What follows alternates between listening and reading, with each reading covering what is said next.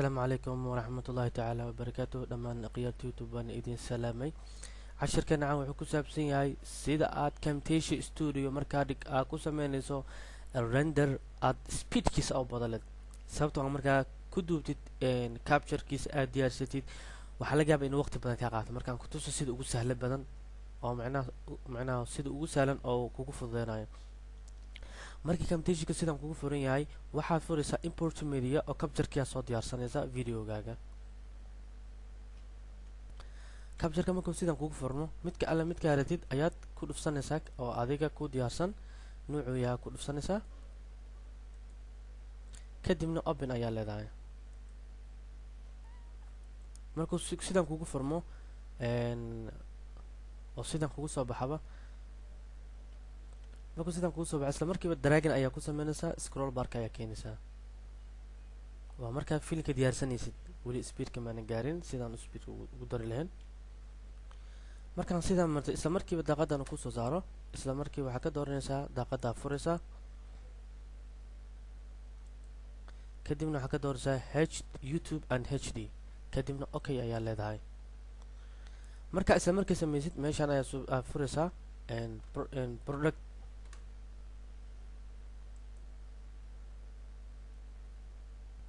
kadib daaqadan ayaa ku soo baxayso waana u furaysaa isla markii ku diyaarsan yahay oo macnaha qaybta ku diyaarsan aniga macnaha waa window media WMV oo HD ah kadibna waxaa leedahay next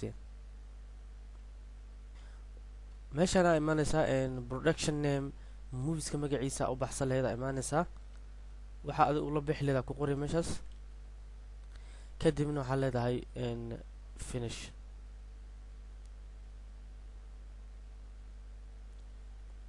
marka hadda wuxuu bilaaway renderki inuu duubo maxaa loo baahay inaad samaysid waxaa loo baahay inaad samaysid waa inaad dhahdid right click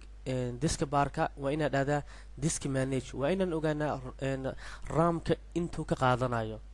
haddii aan ramkiisa oo macnaha oo yar yahay oo qaaday macnaha intuu ka isticmaalo ramka markuu yar yahay waxaad tegaysaa meesha ku qoran tahay process kadibna weynayso waxaa fiirsaa meesha ku qoran tahay Camtasia Studio waa kana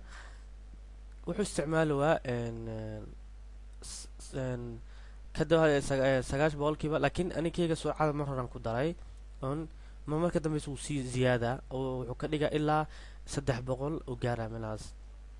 marka maxaa leedahay Camtasia Studio adul tagaysaa right click ayaa leedahay waxa tagaysaa set brochelle magacaas ayaa ka dooranaysa kadibna waxa leedahay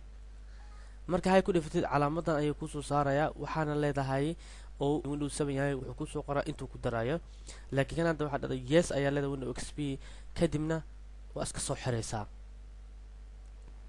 marka wax kale ma ka rabo waa inta soo kaliya asiga marka ku darayo surcada hadartidna right click inta ku laabatid ayaa leedahay